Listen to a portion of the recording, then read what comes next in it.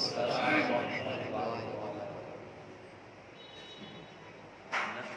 ونصلي ونسلم على رسوله الكريم أما بعد فأعوذ بالله من الشيطان الرجيم بسم الله الرحمن الرحيم يا أيها الذين آمنوا اتقوا الله وكونوا مع الصادقين صدق الله العظيم وصدق بلغناه النبي الأمين المتين الكريم ونحن على ذلك لمن الشاهدين والشاكرين والحمد لله رب العالمین بگرداب بلا افتاد کشتی ضعیفان و شکشتارات و کشتی بحق خواجہ عثمان ہارون مدد کن یا معین الدین چشتی مدد کن یا معین الدین چشتی مدد کن یا علاء الدین چشتی. بڑے باوازی بلند الصلاة والسلام علیکہ یا رسول اللہ، الصلاة والسلام علیکہ یا رسول اللہ، الصلاة والسلام علیکہ یا حبیب اللہ، الصلاة والسلام علیکہ یا حبیب اللہ، وعلا آلک واصحابک یا نور اللہ صلی اللہ تعالی علیہ وسلم. میرے پیارے آقا صلی اللہ تعالی علیہ وآلہ وسلم کی تردیبانوں، اہل سنت و جماعت کی عالمگیر تحریک سنی دعوت اسلامی کے ہفتہ واری سنتوں بھرے اجتماع میں ہر ہفتے کی طرح اس ہفتے بھی آج ہم سب یہاں پر جمع ہوئے ہیں. اللہ رب العزت کی بارگاہ میں دعا ہوں کہ اللہ رب العزت ہم سبوں کی اس حاضری کو اپنی بارگاہ رحمت میں قبول و مقبول فرمائیں اور بار بار ہزاروں بار ایسی بابرکت مجلسوں میں محفلوں میں شرکت کرنے کی توفیق رفیق عطا فرمائیں. بڑے ہی افسوس کے ساتھ کہنا پڑ رہا ہے کہ گزشتہ ہفتہ کے اجتماع میں جو چہرے نظر آ رہے تھے وہ ایک یا دو نظر آ رہے ہیں، بقیہ سارے نئے چہرے نظر آ رہے ہیں. خیر، اللہ تعالیٰ سب کو جو گزشتہ ہفتے تھے انہیں بھی اور جو اس ہفتے یہاں پہ اتنے سارے جمع ہیں یہ سب کو بار اور ہمیں بھی بار ایسی محفلوں میں اللہ رب العالمین کی توفیق رفیق عطا فرمائے. میں بارہا کہا کرتا ہوں اور آپ نے بارہا علماء کرام کی زبانی اور مبلغین سنی دعوت اسلامی کی زبانی آپ نے بارہا سماعت فرمائے کہ ہم اور آپ جس مجلس میں اس وقت بیٹھے ہوئے ہیں اسے مجلس علم کہتے ہیں اور آقا دو جہاں حضور رحمت دو عالم صلی اللہ علیہ وسلم نے ذکر کی محفل پر علم کی مجلس کو فوقیت عطا فرمائی ہے اور علم کی مجلس کو ذکر کی محفل کے مناسبت سے زیادہ پسند فرمایا ہے. وہ ایک حدیث پاک ہے جس کا خلاصہ اور مفہوم میں اپنے الفاظ میں ڈھال کر کے عرض کر رہا ہوں کہ ایک مرتبہ معلم کائنات، روح کائنات، جان کائنات، فخر کائنات، روح کائنات، باعث تخلیق کائنات حضور رحمت دو عالم صلی اللہ علیہ وآلہ وسلم مسجد نبی میں تشریف لائے. دیکھا آقا علیہ السلام نے کہ صحابہ کرام کا دو گروہ بنا ہوا ہے، ان کی دو جماعتیں بنی ہوئی ہیں.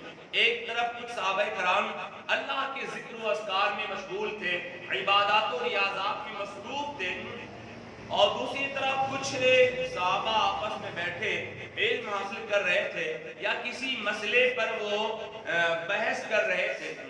آقا علیہ السلام جب تشریف لائے تو پہلے ان کے پاس تشریف لے گئے کہ جو ذکر و اذکار میں مصروف تھے. آقا علیہ السلام نے انہیں دیکھا، مسکرایا، یعنی آقا علیہ السلام نے انہیں دیکھ کر کے بھی خوشی کا اظہار فرمایا کہ لوگ اللہ کی یاد میں محو ہیں، ذکر خدا میں محو ہیں. آقا علیہ السلام نے مسکرایا اور خوشی کا اظہار فرمایا. اس کے بعد آقا علیہ السلام ان کے پاس تشریف لائے کہ جو بیٹھ کر کے کچھ علم حاصل کر رہے تھے. آقا علیہ السلام نے انہیں دیکھا، انہیں بھی دیکھ کر کے مسکرایا. گویا کہ اس مجلس کو بھی آقا علیہ السلام نے پسند فرمایا. اب اس کے بعد راویوں کا بیان ہے کہ آقا علیہ السلام نے اس مجلس کو دیکھ کر کے مسکرایا، یعنی خوشی کا اظہار فرمایا، ذکر کی مجلس کو دیکھ کر کے اور مجلس علم کو دیکھ کر کے بھی آقا علیہ السلام نے مسکرایا، یعنی خوشی کا اظہار فرمایا. لیکن آگے راوی لکھتے ہیں کہ آقا علیہ السلام نے یہاں کیا کیا؟ اب اس مجلس میں حضور تشریف فرماؤ. تو بیٹھ گئے. تو تمام محدثین نے لکھا ہے کہ آقا علیہ السلام کا اس طرح سے علم کی مجلس میں بیٹھ جانا اس بات کی دلیل ہے کہ علم کی مجلس کو ذکر کی مجلس پر فضیلت حاصل ہے. یہی وجہ کہ فرمایا گیا کہ کوئی بندہ رات بھر نوافل پڑھے، عبادات و ریاضات کرے، اور کوئی بندہ تھوڑی دیر رات کے حصے میں بیٹھ کر کے علم دین حاصل کر لے، فرمایا کہ جتنا اجر و ثواب رات بھر نفل پڑھنے والے کو عطا کیا جائے گا، اتنا ہی اجر و ثواب تھوڑی دیر بیٹھ کر کے علم دین حاصل کرنے والے کو عطا کیا جائے گا. تو یہ مجلس یہ معمولی مجلس نہیں ہے، اور یہ محفل معمولی محفل نہیں ہے. بارہا آپ نے سنا، سماعت فرمایا کہ یہ اجتماعات دراصل دین سے اپنا رشتہ جوڑے رکھنے کا بہترین ذریعہ ہے. یہ اجتماعات اللہ اور رسول کی بارگاہ سے تعلق اپنا مضبوط کرنے کا بہترین ذریعہ ہے. جیسے بندہ جہاں بار بار آتا اور جاتا رہتا ہے تو اس کے تعلقات اس سے اتنا ہی زیادہ استوار ہو جاتے ہیں. جہاں بار بار آتا جاتا ہے، جہاں کبھی نہیں آتا جاتا، اس سے اس کا رابطہ بولیے نہیں ہوتا. بلا تشبیہ و تمثیل میں سمجھانے کے لیے بتا دوں کہ جب بندہ ایسی مجلسوں میں محفلوں میں آتا جاتا رہتا ہے تو اس کا تعلق، اس کا رشتہ دین سے جڑا رہتا ہے. تو دین سے جڑے رہنے کے لیے ایسی محفلوں میں آنا ہمارے لیے ضروری ہے. دین سے ہمارا تعلق جڑا رہے، اللہ کی بارگاہ سے، آقا السلام کی بارگاہ سے ہمارا رشتہ اور ناطہ جڑا رہے. اس کے لیے ہمارے لیے ضروری ہے کہ ہم گاہے بگاہے ایسی محفلوں میں آیا کریں اور اپنی آل اولاد کو بھی لایا کریں. آپ کسی اور کو نہیں لا سکتے تو کم از کم اپنی اولادوں کو کھینچ کر کے لائیں. یاد رہے، 12 آپ نے سنائے، پھر سماعت فرمائیں. کچھ باتیں وہ ہوتی ہیں جو بار بار ریپیٹ کر کے بیان کی جاتی ہیں تاکہ لوگ جو بھول گئے دوبارہ ان کی یاد دہانی ہو جائے. تو آپ یاد رہے کہ اپنی اولادوں کو، اپنی آل کو خوب پڑھائیں، بڑی سی بڑی ڈگریاں دلائیں، لیکن اگر آپ نے دین نہیں سکھایا ہے تو آپ کے مر جانے کے بعد وہ اولاد کہ جس کی تعلیم پر آپ نے لاکھوں لاکھ روپیہ خرچ کیا ہے، الا ماشاء اللہ شاید آپ کے مرنے کے بعد آپ کے لیے دعا کریں. لیکن اگر آپ نے ان تعلیموں کے ساتھ دین کا علم دیا اور ایسی مجلسوں میں لے کر کے آئے تو یاد رہے کہ جب وہی بچہ بڑا ہوگا اور آپ دنیا چلے جائیں گے تو بخدا اس کا ہاتھ جب بھی دعا کے لیے خدا کی بارگاہ میں اٹھے گا تو پہلے وہ آپ کے لیے دعا کرے گا، اے اللہ میرے باپ کی بخشش کر دے، اے اللہ میری ماں کی مغفرت کر دے. آپ خود بھی آئیں اور اپنی آل اولاد کو کم از کم لے کر کے آئیں. اور یاد رہے کہ یہ وہ محفلیں کہ جن محفلوں میں شرکت کرنے سے یقین کے ساتھ کہہ سکتا ہوں کہ حضور کا عشق بڑھتا ہے. عشق مصطفیٰ، نعت پڑھی جاتی ہے، حضور کا ذکر ہوتا ہے، اور نعت مصطفیٰ وہ دولت ہے کہ جس کے ذریعے سے آقا علیہ السلام کا عشق، آقا علیہ السلام کی محبت سینوں میں اترتی ہے. اگر آپ چاہتے ہیں کہ آپ کی نسلوں میں آقا علیہ السلام کی محبت قائم رہے تو آپ ایسی مجلسوں میں اپنی اولادوں کو لایا کریں. آپ اپنی اولادوں کو سیر و تفریح کے لے جاتے ہیں، آپ اپنی اولادوں کو گھمانے کے لے جاتے ہیں، آپ اپنی اولادوں کو نہ جانے کہاں لے کے جاتے ہیں، ٹور پہ لے کے جاتے ہیں، ٹور پہ بھیجتے ہیں. کیا کبھی آپ نے اپنی اولادوں کو ایسی محفلوں میں بھی بھیجا ہے؟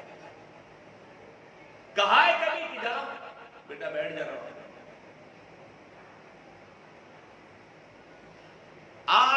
نتیجہ یہ ہے کہ ہماری ہی قوم کے لوگ اپنی اولادوں کو قرآن سکھانا نہیں چاہتے، نہیں چاہتے، وہ قرآن کا علم کی ہوا بھی لگنے دینا نہیں چاہتے۔ اگر مدرسے میں اگر 10 منٹ اگر کبھی ایک تو اولا آتے نہیں، اگر تاخیر ہو گئی نا تو برس پڑے گا۔ ٹیوشن میں اگر گھنٹوں گئے لگ گیا تو کوئی حرج نہیں، وہاں ایک دن نہ جائے تو انسان فکر مند ہو جاتا ہے، لیکن یہاں اگر مہینوں نہ جائے تو کوئی فکر نہیں ہوتی ہے۔ گویا کہ یہ ہمارے اندر کی آواز ہے کہ ہم خود نہیں چاہتے ہیں کہ ہماری اولاد قرآن سیکھے، علم دین کی ہوا انہیں لگے، ہم خود نہیں چاہتے۔ بہرکیف تو ہمارا موضوع یہ نہیں ہے، مجھے افسوس ہوا اس لیے میں نے یہ باتیں آپ کی گوشت گزار کیا نہیں۔ یارو اب تو ماحول بن جانا چاہیے، بار بار بار بار آپ سے بات کہی جاتی ہے، لیکن آپ ہیں کہ وقت نکال ہی نہیں پاتے۔ ہفتے بھر کا آپ شیڈول جو بناتے ہیں نا کہ مجھے یہاں جانا ہے، وہاں جانا ہے، یہاں جانا ہے، وہاں جانا ہے، بخدا آپ اپنے ہفتے بھر کے شیڈول میں اس 1 گھنٹے کو بھی شامل کر لیں کہ مجھے یہاں پر بھی 1 گھنٹہ اپنے رب کا کلام سننے کے لیے، مولوی عبدالسلام کی بیان سننے کی تقریر سننے کے لیے نہیں، بلکہ اپنے رب کا کلام سننے کے لیے، اپنے نبی کا فرمان سننے کے لیے مجھے 1 گھنٹہ دینا ہے۔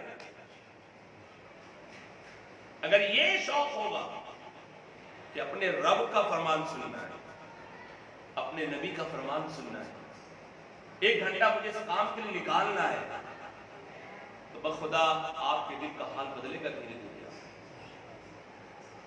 تو کیا اب مجھے آئندہ ہفتے پھر کہنا پڑے گا؟ جی سب مل کے کہیں نا، لیکن ابھی بھی آواز نہیں آ رہی ہے۔ آئیں گے بھی اور جیسے پہلے یہ پورا حصہ بھر جاتا تھا، آپ کو کام کرنا ہے کہ پورا حصہ بھرنا ہے۔ جی چلیے درود شریف اللہ وسیلہ وسیلہ حبیبنا شفیعنا نبینا محمد صلی اللہ علیہ وسلم، صلاۃ و سلام علیک یا رسول اللہ، صلاۃ و سلام علیک یا حبیب اللہ صلی اللہ تعالی علیہ وسلم۔ تو مجھے موضوع دیا گیا ہے کہ اولیاء کرام کی تعلیمات اولیاء کرام، جیسا کہ گزشتہ ہفتے پیران پیر روشن ضمیر حضور سیدنا غوث اعظم جیلانی رضی اللہ تعالیٰ عنہ کی زندگی کے کچھ اہم اور خاص گوشے جو میں نے آپ کی گوشت گزار کیا، امید ہے کہ وہ باتیں آپ کو یاد ہوں گی۔ آج بھی چاہتا ہوں کہ کچھ باتیں مزید سرکار غوث اعظم کی زندگی کے کچھ اہم گوشے اور دیگر اولیاء کرام کی زندگی کے کچھ اہم گوشے اور آپ کی گوشت گزار کرنے کی سعادت حاصل کروں۔ اس لیے کہ اولیاء کرام کی زندگی جو ہوتی ہے وہ لوگوں کے لیے مشعل راہ ہوا کرتی ہے۔ اولیاء کرام کی زندگی جو ہوتی ہے وہ آقا دو جہاں رحمت دو عالم صلی اللہ علیہ وسلم کی سنت کی، بلکہ یوں کہہ لیں کہ سنت مصطفیٰ کی چلتی پھرتی ان کی زندگی تصویر ہوا کرتی ہے۔ اللہ والوں کی زندگی فرامین خدا، فرامین مصطفیٰ پر عمل آوری، یوں کہہ لیں کہ ان کی زندگی فرامین خدا، فرامین مصطفیٰ کی عملی تفسیر ہوا کرتی ہے۔ انسان کی زندگی کو دیکھ کر کے یہ جانے کہ خدا کے احکامات پر عمل کیسے کیا جاتا ہے اور نبی آخر الزمان کے فرمودات پر عمل کیسے کیا جاتا ہے، اس لیے کہ ان کی زندگی فرامین خدا، فرامین مصطفیٰ پر عمل آوری کے لیے عملی تفسیر ہوتی ہے۔ لیکن بڑے افسوس کی بات ہے کہ ہمارے یہاں کہ ہم اور آپ اولیاء کرام کی کرامتوں کو سنتے ہیں اور سننا بھی چاہیے، اور اولیاء کرام کے ناموں کا نعرہ لگاتے ہیں اور لگانا بھی چاہیے، اس سے انکار نہیں۔ اللہ والوں کے قدموں سے ہماری وابستگی رہے، اللہ کی بارگاہ میں دعا کرتے رہیں کہ اللہ اپنے محبوبین بندوں کے آستانوں سے ہمیں قدموں سے وابستہ رکھے۔ تو نام کا نعرہ تو لگاتے ہیں، لگانا چاہیے، لیکن ان کی زندگی کا جو اصل مقصد تھا کہ ان کی زندگی کو دیکھ کر کے ہمیں اپنی زندگی کو سنوارنا تھا، وہ کام ہم نے نہیں کیا ہے، وہ کام ہم نے نہیں کیا۔ یاد رہے کہ اگر ہم چاہتے ہیں کہ اولیاء کرام کی نظر عنایت ہم پہ ہو، یا سرکار غوث اعظم کسی بھی اولیاء کا سرکار غوث اعظم کی نظر عنایت ہم پہ ہو، ان کی نظر کرم ہم کیوں ہمارے اوپر ہو اور نظر خاص ہمارے اوپر ہو، تو یاد رہے کہ میرا ایمان عقاد وجدان کہتا ہے کہ آپ ان کے مشن کو اپنا لیں، ان کی تعلیمات کو اپنا لیں، ان کے نقش قدم کو اپنا لیں، غوث اعظم کی روح کو خوشی ملے گی، ان کی روح کو خوشی ملے گی، ان کی نظر عنایت ہوگی، اور ان کی نظر عنایت ہوگی تو ہماری دنیا بھی سنورے گی، ہماری آخرت بھی سنورے گی۔ اور جس پر میرے غوث کی نظر پڑ جائے، طلب کے کہتے ہیں میرے غوث کی نظر چور پہ پڑے تو قطب بن جائے، چور پہ پڑے تو قطب بن جائے۔ میرے غوث کی خانقاہ میں جو آ کر کے آنے والے مہمانوں کو لوٹوں سے وضو کروائے، ان پہ نظر پڑے تو ان کو ولی بنا دیتی۔ میرے غوث کی شان یہ ہے کہ جو خانقاہ غوث میں آ کے جھاڑو لگائے، میرے غوث کی نگاہ پڑ جائے تو وہ بھی ولی کامل بن جائے۔ تو اگر ہم چاہتے ہیں کہ غوث اعظم کی نظر عنایت ہو تو اس کے لیے ضروری ہے کہ ہم ان کے نقش قدم کو اپنائیں، ان کے مشن کو اپنائیں۔ اللہ تبارک تعالیٰ نے سرکار غوث اعظم کو یوں کہہ لے کہ شان مظہر نبوت بنا کر کے مبعوث فرمائے اور مصدر فیضان ولایت بنایا۔ خیر، ان کی اگر شان، ان کی عظمت اور ان کی رفعت کے حوالے سے بیان کیا جائے تو وقت نہیں بلکہ راتوں رات بیت جائے پر بات مکمل نہ ہونے پائے۔ گزشتہ ہفتے میں نے ان کی زندگی کا ایک اہم گوشہ آپ کی گوش گزار کیا، اسے پھر سے سماعت فرمائے۔ آج ہم میں کا اکثر و بیشتر فرد اس بات کا شکوہ کرتا ہے کہ مولانا ٹائم نہیں ملتا ہے، وقت نہیں ملتا ہے نماز کے لیے، اللہ کے ذکر کے لیے، اس کے حبیب کے ذکر کے لیے، ایسی مجلسوں میں شرکت کرنے کے لیے وقت نہیں ملتا ہے، ٹائم نہیں ملتا ہے۔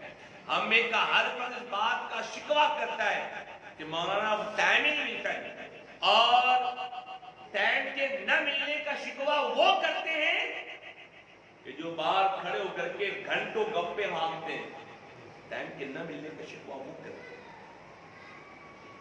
آؤ اپنے غوث کی زندگی کو دیکھیں، پیران پیر کی زندگی کو دیکھیں، روحانیت کے تاجدار غوث اعظم کی زندگی کو دیکھیں، ان کا عالم کیا تھا۔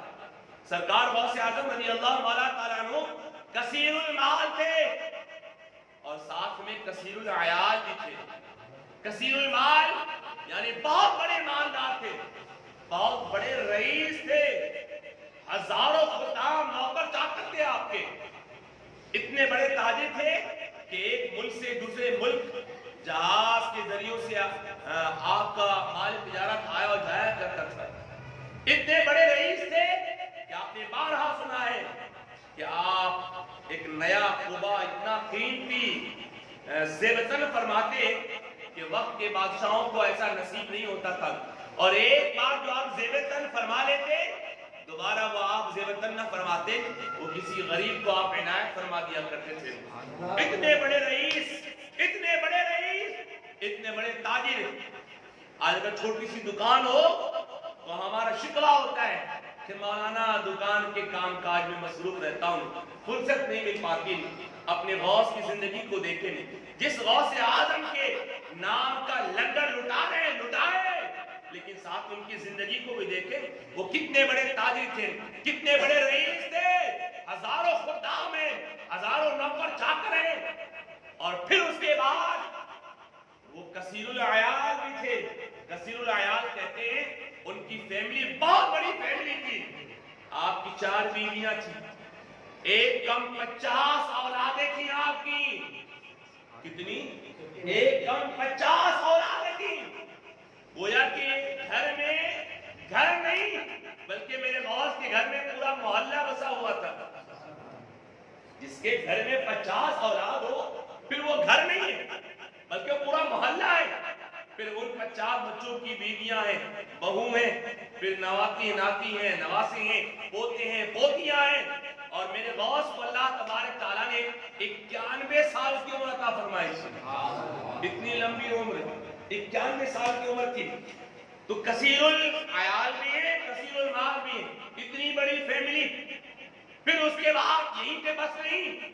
اب سوچیں اتنی بڑی فیملی میں کیسے وقت آپ نکالا کرتے تھے.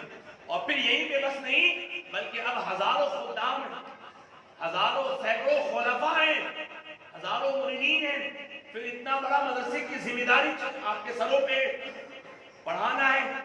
اس سب کے باوجود، ایسی مصروفیت کے باوجود میرے غوث کی نماز قضا ہونا تو دور کی بات ہے، کبھی آپ کی تکبیر نہیں چھوٹا کرتی تھی.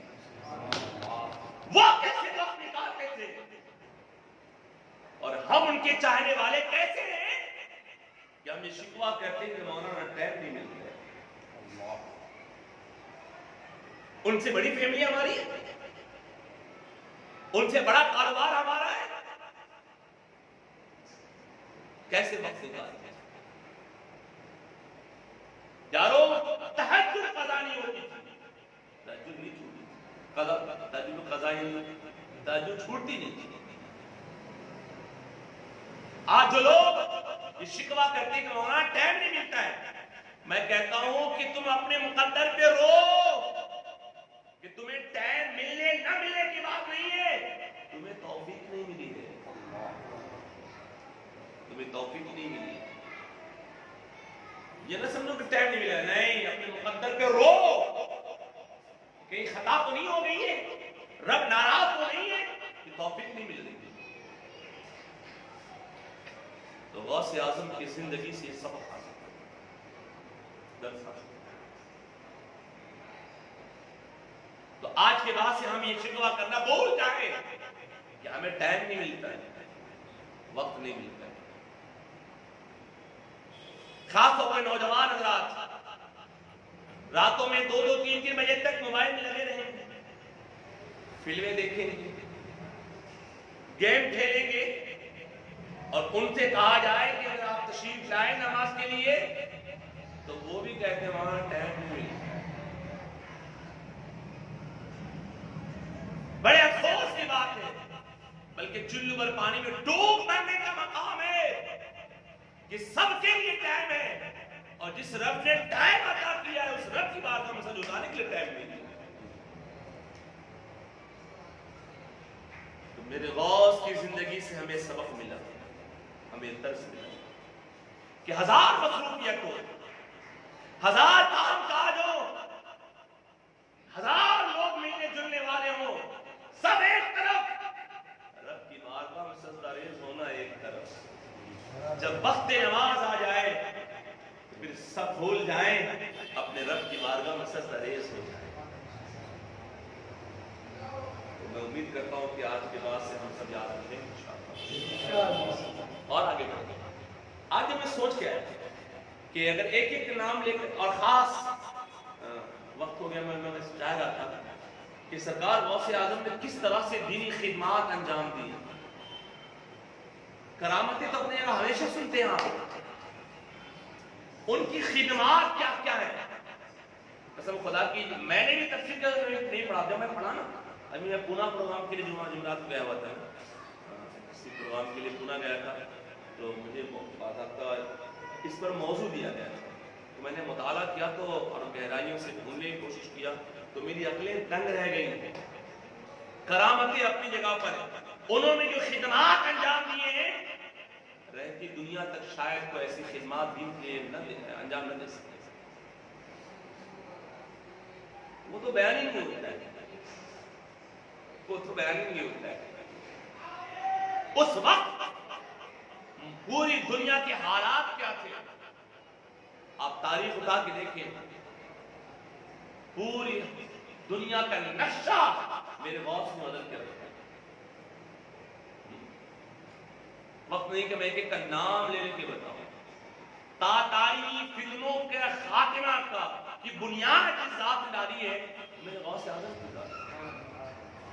تاتاری کا سنا جس نے مسلمانوں کی خون کی ہولیاں کھیلی، ندیاں بہائیں، مسلمانوں کی گردنوں کو جسم سے جدا کر کے اس کی کھوپڑیوں سے ان سے مینار تعمیر کیا، اس میں شراب پیتے تھے کھوپڑی، کیسے لوگ تھے، لیکن ان کے خاتمے کی بنیاد جس ذات نے ڈالی اس ذات کا نام میرے سرکار غوث اعظم۔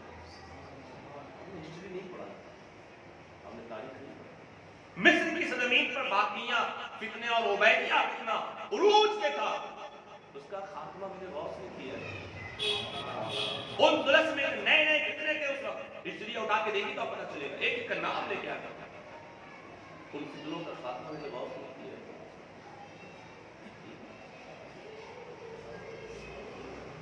ہندوستان کی حالت اس وقت کیا تھی؟ اب تاریخ میں میرے غوث کا فیض ملا یہاں کا حالات غرض یہ کہ میرے غوث کی آمد کے بعد پوری دنیا کے حالات میں، بلکہ امام جلال الدین سیوطی رحمۃ اللہ تعالیٰ نے مقام پہ لکھا ہے، جسے شاہ ولی اللہ محدث دہلوی رحمۃ اللہ تعالیٰ نے لکھا ہے کہ آقا علیہ السلام کا فرمان ہے، آقا علیہ السلام نے فرمایا کہ 5ویں صدی ہجری میں، اور سرکار غوث اعظم کی ولایت 471 عیسوی میں ہوئی ہے، 471 عیسوی میں ہوئی ہے، 5ویں صدی ہجری۔ آقا علیہ السلام نے فرمایا کہ 5ویں صدی ہجری میں میری امت میں ایک بڑی آفت آئے گی، بہت بڑی آفت آئے گی، اگر میری امت اس میں سنبھل گئی تو ایک کچھ مدت تک کے لیے میری امت مستحکم ہو جائے گی۔ اور وہ دور تھا، میں بہت ساری باتوں کو سمیٹ کر 2 جملوں میں عرض کر دوں کہ وہ جو میرے آقا علیہ السلام کا فرمان ہے کہ میرے آقا نے فرمایا کہ میری امت میں 73 فرقے بنیں گے، کل فی النار الا واحدہ، کہ سب جہنم میں جائیں گے مگر ایک جماعت۔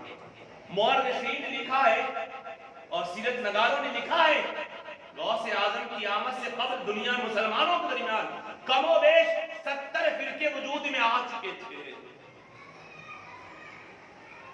70 فرقے وجود میں آ چکے تھے۔ جس زمانے میں شیعہ سنیوں کی لڑائی ہر وقت ہوتی تھی، حنبلی، مالکی اور حنفی، یہ سب لڑائیاں عروج میں تھی، سب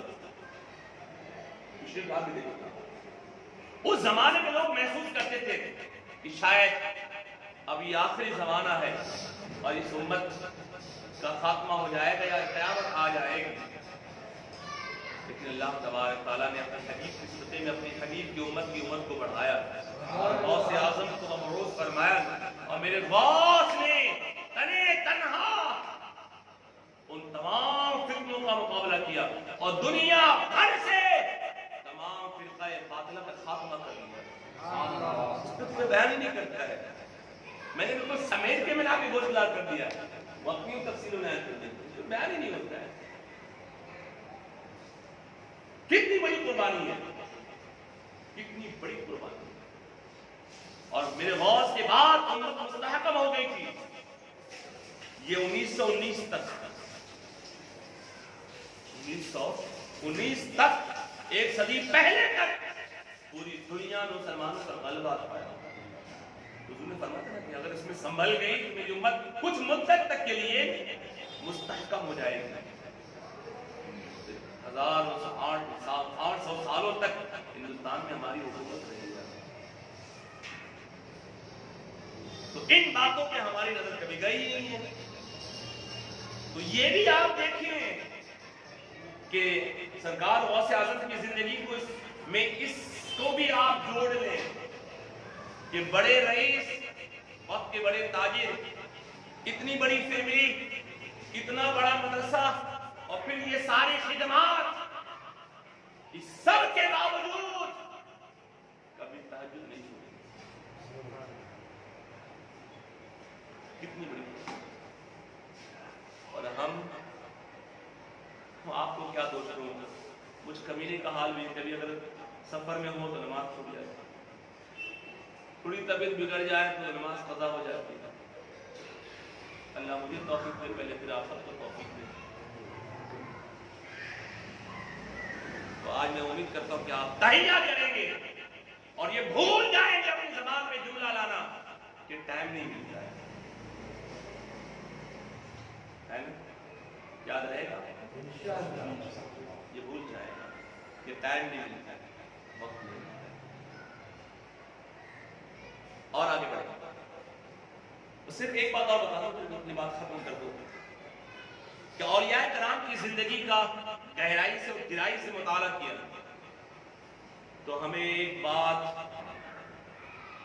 हर जगह मिली, वो ये कि अपने अंदर से अनानियत को निकाल देना। क्या अनानियत समझते हैं?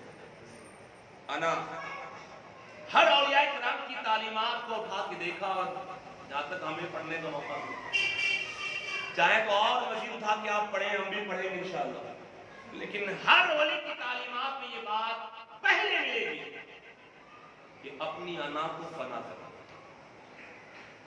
अपनी अना को। बल्कि फरमाया गया राहे सुलूक के मुसाफिर के लिए पहला सबक यही है, पहला दर्स यही है कि वो मैं भूल जाए, वो मैं भूल जाए, वो उसकी मैं में खुद अपने आप को गुम कर दे। किसी ने कहने वाले ने कहा है ना कि मेरा मुझ में कुछ नहीं, मेरा मुझ में कुछ नहीं, जो कुछ है सो तेरा, तेरा तुझको सौंपने से तू होता है मेरा, तेरा तुझको सौंपने से तू होता है मेरा। तो उसमें अपने आप को गुम कर देना है, खुद ही को भूल जाना है, खुद ही को कर भूलने के हर तकदीर से पहले खुदा कुछ बंदे जैसे पूछे बता तेरी रजा क्या है, माशाअल्लाह सुभान अल्लाह कह दे। ये महफिलों में बैठने का ये अजर है, ये महफिलों में आने का ये की फजीलत है, ज़बान पे जुमले सजा। तो औलियाए किराम की तालीमात का पहला सबक, पहला दर्स ये है कि अना को फना, अना को फना, फना समझते, अना समझते, अना बोले मैं हूं, मैं करता हूं, मैं ये करता हूं, मैं वो जाता हूं, मैं इधर जाता हूं, अरे मैंने किया है, अरे मस्जिद में मैंने पैसा दिया, अरे मैंने ये लगाया है, मैंने वो किया है, मैंने ये मैं लफ्ज़ मैं ही भूल जाए, भूल जाए लफ्ज़ मैं। जानते हो ऐसे शरफुद्दीन यहया मुनीर खुतबे बिहार, इन्हें खुतबे बिहार कहा जाता है, औलियाए किबार में जिनका शुमार होता है, नाम सुना है शरफुद्दीन यहया मुनीर रहमतुल्लाह तआला अलैह, बड़े अल्लाह के वाले, बड़े अल्लाह वाले। वो फरमाते हैं कि अगर जिसके अंदर जर्रा बराबर भी तकब्बुर है, मैं है, वो सजदे पे सजदा करता रहे, सजदे पे सजदा करता रहे, कि उसका कोई सजदा कबूलियत के दर्जे को नहीं पहुंच सकता। मन अपना पुराना पापी सवर न सका। वो किसी ने कहा है ना कि जो मैं सर बसजूद हुआ, कभी तो जमीन से आने लगी सदा, जो मैं सर बसजूद हुआ, कभी तो जमीन से आने लगी सदा, तेरा दिल है सनम आशना, तुझे क्या मिलेगा नमाज में, तेरा दिल है सनम आशना, तुझे क्या मिलेगा नमाज में। तो फरमाया कि अगर जर्रा बराबर तकब्बुर है, उसका कोई सजदा दर्जे कबूलियत को नहीं पहुंच सकता। अब आगे खुद ही कहती है कि हमें ये कैसे पता लगे कि मेरे अंदर तकब्बुर है या नहीं है। एक पैमाना आपने बता दिया, अल्लाह वालों की बात। फरमाया कि अगर कोई शख्स अपने आप को, खुद को सारे इंसानों से कमतर समझता है, हर इंसान से अपने आप को कमतर समझता है, हर इंसान से अपने आप को जलील समझता है, सबसे अपने आप को छोटा गिरा हुआ समझता है, सबसे, लेकिन एक इंसान से अपने आप को बेहतर समझता है, کیا سب سے گرا ہوا سمجھتا ہے اپنے آپ کو. کتنی عاجزی, کتنی بڑی آدمی کی ساری ہے کہ اپنے آپ کو ہر کسی سے حقیر کم تر سمجھتا ہے. لیکن فرمایا کہ اگر ایک سے اپنے آپ کو بہتر سمجھتا ہے کہ نہیں میں سب سے تو کمتر ہوں لیکن اس سے بہتر ہوں, فرمایا کہ سمجھ لو کہ اب بھی اس کے اندر تکبر باقی ہے. اب بھی علامہ اقبال کا وہ شعر ہے کہ مٹا دے اپنی ہستی کو اگر کچھ مرتبہ چاہے, وہ اپنے آپ کو مٹا دینا, بس بنا کر دینا. مٹا دے اپنی ہستی کو اگر کچھ مرتبہ چاہے کہ دانا خاک میں مل کر گلے گلزار ہو جائے. تکبر, غرور اپنے نظر نکالتے. آج نماز کی برکتیں ہمیں نصیب نہیں ہوتی, دعاؤں کی برکتیں ہمیں نہیں ملتی ہیں. لوگ کہتے ہیں مولانا نماز کی برکتیں نہیں ملتی, دعاؤں کی برکتیں نہیں ملتی. کیسے ملے گی برکتیں جب یہ من ہی پاپی ہے, تو کیسے ملے گی؟ آج کسی کے اندر نفرت کا غرور ہے, کسی کے اندر دولت کا غرور ہے, کسی کے اندر حسن کا غرور ہے, جوانی کا غرور ہے, کسی کے اندر اپنے مال کا غرور ہے, کسی کے اندر اپنے جاہو جلال کا غرور ہے, اپنے منصب کا غرور ہے, کسی کے اندر اقتدار کا غرور ہے. ہر کوئی مغرور ہے, ہر کوئی گھمنڈ میں ڈوبا. اور یاد رہے کہ شیطان نے انسانوں کو بگاڑا, شیطان نے انسانوں کو بگاڑا. شیطان نے بتا دیا, میں کہتا ہوں شیطان نے انسانوں کو بگاڑا ہے. شیطان کو کس نے بگاڑا؟ شیطان سے پہلے کون شیطان تھا؟ جس نے شیطان کو شیطان بنایا, اس سے پہلے کون شیطان تھا؟ جس نے شیطان کو شیطان بنایا. تو اللہ فرماتا ابا واستکبر وکان من الکافرین, کہ اس نے تکبر کیا, غرور کیا, گھمنڈ کیا, تو ہم نے اسے کافروں میں کر دیا, وہ کافروں میں ہو گیا. اللہ اکبر, جس نے غرور اور گھمنڈ کیا وہ کافروں میں ہو گیا. تو جس عمل نے شیطان کو شیطان بنایا وہ عمل یہی تکبر ہے, یہی غرور ہے, یہی گھمنڈ ہے. ایسے خاکی شاہ بابا رحمۃ اللہ تعالی علیہ ہمارے بہار مظفر پور میں ایک چھوٹا سا گاؤں ہے, بڑے اللہ والے تھے, بڑے اللہ, ماضی قریب کی بات. تو اب جا کے اس گاؤں میں 2-4-10 گھر بس گئے, ورنہ پورا پہاڑی اور جنگل و بیابان اس زمانے میں. تو وہ شیر پہ سواری کرتے تھے. کس پہ؟ کس پہ؟ شیر پہ سواری کرتے, جنگل و بیابان میں رہتے تھے. شیر پہ کیا آتے تھے, اور اپنا باڈی گارڈ انہوں نے اژدہا سانپ کو بنایا تھا, اور انہوں نے اس اژدہا سانپ کو نت پہنا کے رکھا تھا. میں نے اس اژدہا سانپ کو دیکھا ہے. ہاں 94 تک اس کے لیے انہوں نے جگہ بنا کے, کنواں بنا کے رکھا تھا. جب آپ آتے تو پھر وہ اپنی جگہ پہ جا کے بیٹھ جاتا, کنویں میں بیٹھ جاتا تھا. باڈی چھوٹی سی بنی ہوئی تھی. تو 94 میں نے اس سانپ کو دیکھا ہے. اس وقت زندہ تھا. یہ بہت پہلے کی بات نہیں, یہ 1960-65 کی بات بتا رہا ہوں, 1970 کی بات, 65-70 کی دہائی کی بات بتا رہا ہوں. اور ان کے سال کے بعد 25 سال تک, بلکہ 30 سالوں تک وہ سانپ زندہ تھا. اور وہی جو نت آپ نے پہنا کے رکھی تھی سونے کی, وہ نت ہمیشہ اس کا باقی تھا. تو کہتے وہ کیسے اللہ ہے, شیر پہ سواری, باڈی گارڈ سانپ کو رکھا ہے. تو ان سے کسی نے پوچھا تھا, حضور آپ کو یہ مقام کیسے ملا, یہ مرتبہ آپ کو کیسے ملا؟ تو ایسے خاکی شاہ بابا رحمۃ اللہ تعالی علیہ فرماتے ہیں, ہماری بہار والی زبان میں, بہار والی اردو میں فرماتے ہیں, اڑائی برائی ہٹائی. اڑائی بولے تو انانیت, کیا اڑائی انانیت. فرمایا اڑائی برائی, برائی بولے تو گناہ جرم فراڈ سب کچھ.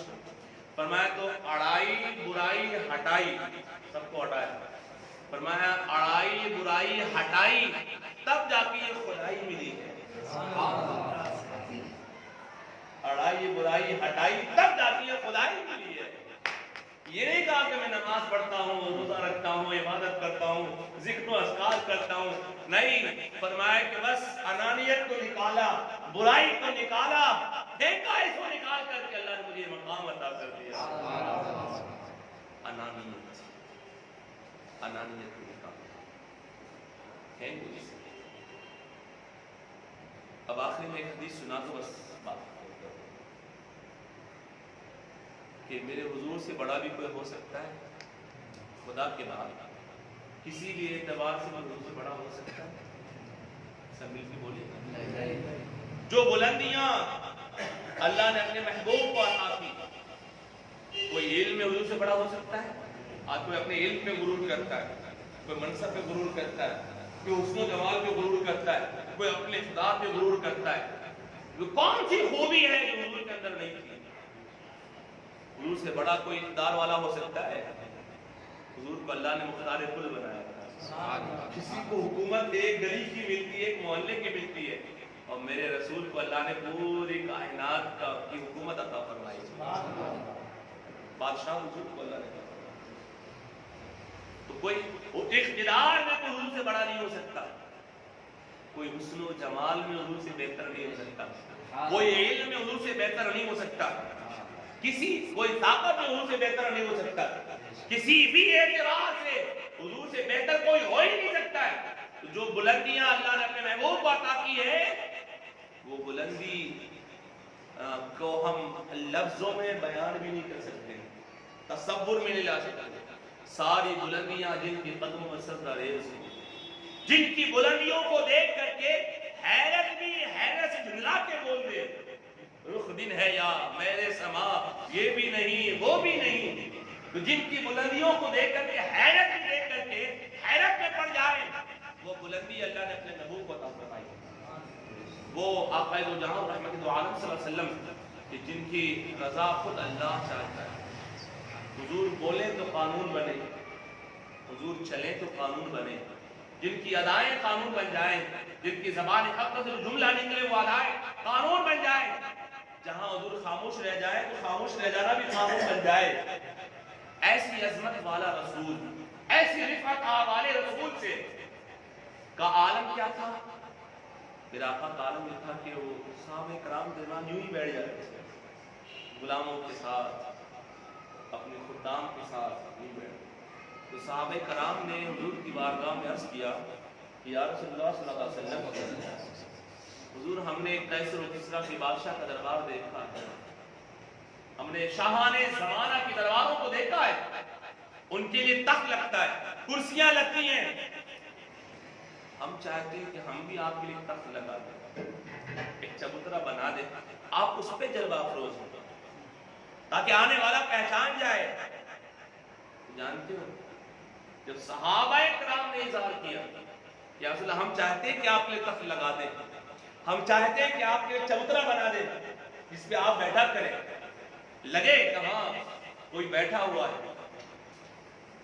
تو میرا آقا نے کیا ارشاد فرمایا جانتے ہو؟ میرا آقا نے ارشاد فرمایا میرے صحابیوں، میں کسی امتیازی شان کے ساتھ جینا نہیں چاہتا. میں کسی امتیازی شان کے ساتھ جینا نہیں چاہتا. اللہ اکبر. جن کے لیے سارے امتیازات پیدا کیے گئے وہ فرما رہے ہیں کہ میں کسی امتیازی شان کے ساتھ جینا نہیں چاہتا. آگے آقا فرماتے ہیں میں خدا کا بندہ ہوں، بندوں کی طرح جینا چاہتا ہوں. اس مقام پہ فائز ہونے کے بعد بھی کہ جہاں انسانوں کا تصور جا ہی نہیں سکتا ہے، وہ نبی فرما رہے ہیں کہ خدا کے بعد کوئی ان سے بڑھ کے ہو ہی نہیں سکتا ہے. وہ فرما رہے ہیں کہ میں بندوں کی طرح جینا چاہتا ہوں، اور ہم مغروروں کی طرح جینا چاہتے ہیں، گھمنڈیوں کی طرح جینا چاہتے ہیں. اولیاء کرام کی تعلیمات کا پہلا سبق، پہلا درس یہی ہے کہ ہم اپنی انا کو فنا کریں. انا کو فنا کریں گے تو بقا ملے گی. अना को सब मिलके बोलिए ना, अना को फना करेंगे अना तो को बका मिलेगा। फना करेंगे तो बका तो बका मिलेगी। जब तक मैं रहेगा ना तब तक कुछ नहीं मिलेगा। आज लोग अगर 500 रुपया भी मस्जिद में देते ना, इमाम साहब से ऐलान करवाते हैं, ऐलान कीजिए फला साहब ने इतना दिया है,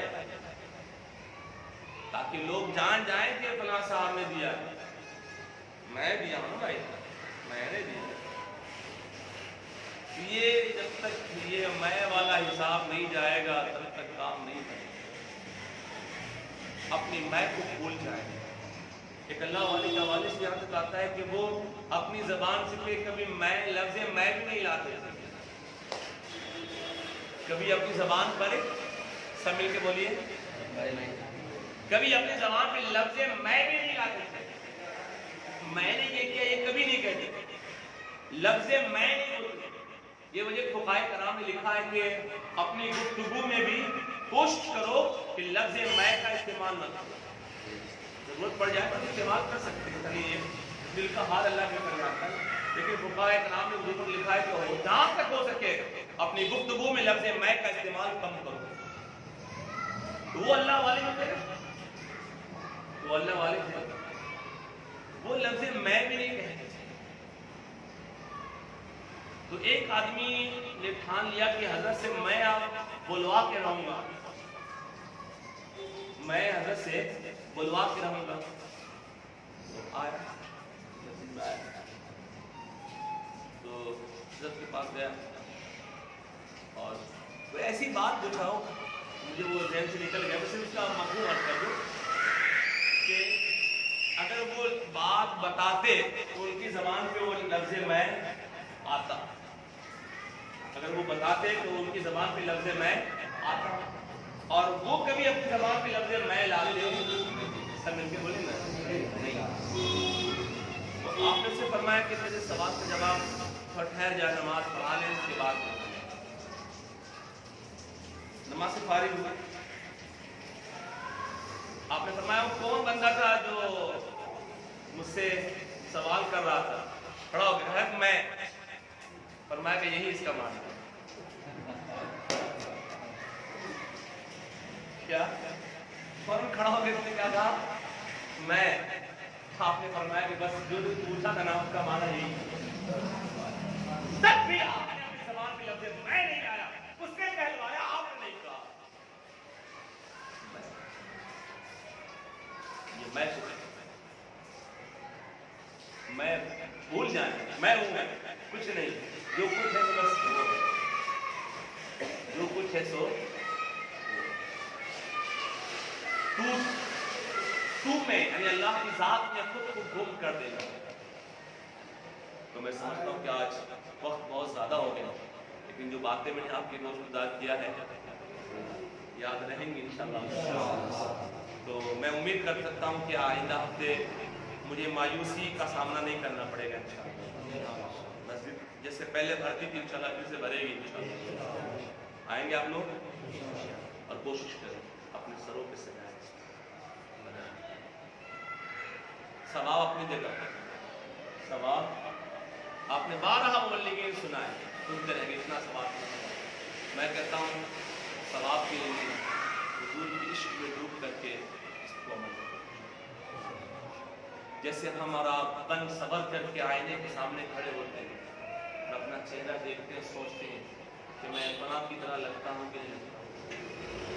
कभी अपने चेहरे पे दाढ़ी सजाएं और अपने सरों पे अमामा सजाएं और फिर आईने में देख के तसव्वुर करें कि मैं हुजूर का गुलाम लगता कि नहीं।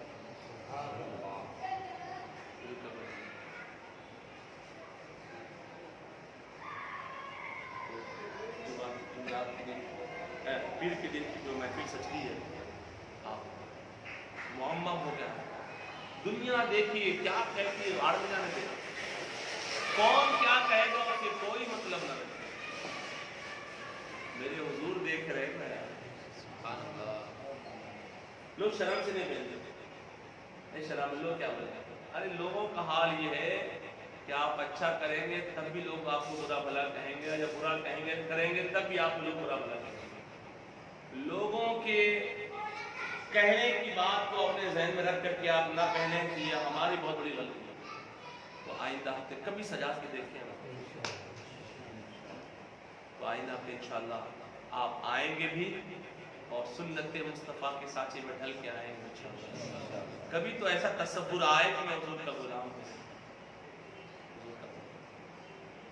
اور جس نے حضور کی غلامی کے سچی غلامی کا پٹہ اپنے گلے میں ڈالا، ساری دنیا ایک طرف ہے، وہ بندہ خدا ایک طرف ہے، اس کا کوئی کچھ نہیں بگاڑ سکتا۔ اس لیے تو سب سے بڑی بارگاہ سے جڑ گیا ہے نا، روئے زمین پہ حضور کی بارگاہ، حضور کی بارگاہ سے بڑی کون سی بارگاہ ہے؟ آ جاؤ حضور کی سچی غلامی میں آ جاؤ، سارے حالات سب سنور جائیں گے۔ ایک خادم حسین ندوی سے، ایک غلام مصطفیٰ سے، یاد تڑپ کے کیوں نا یاد؟ کون سی حکومت ان کے پاس تھی؟ کون سا اقتدار تھا ان کے پاس؟ کون سی ان کے پاس فوج تھی؟ کون سی آرمی تھی ان کے پاس؟ ارے یار وہ چل بھی نہیں سکتے تھے، ویل چیئر پہ بیٹھا کرتے تھے، لیکن جب بولتے تھے دنیا، کفر کی دنیا لرز جاتی تھی، ہے نا؟ سنا ہے نا؟ نام معلوم ہے خادم حسین ندوی صاحب کا؟ لیکن میں نے سنا ہے ابھی ان کا دوسرا رسال ویل چیئر پہ جب بولتے تھے تو کفر کی دنیا لرز جاتی تھی، فرانس کی حکومت لرز جاتی تھی، امریکہ لرز جاتا تھا۔ ٹرمپ جیسا انسان، دنیا کی سپر پاور کی طاقت کا صدر، وہ ان کی تقریروں کو ٹرانسلیشن کر کے سنتا تو بولتا کیا؟ کچھ نہیں تھا، کیا تھا؟ بس حضور کی غلامی کا پٹہ اپنے گلے میں ڈال لیا تھا، پوری دنیا لرز گئی۔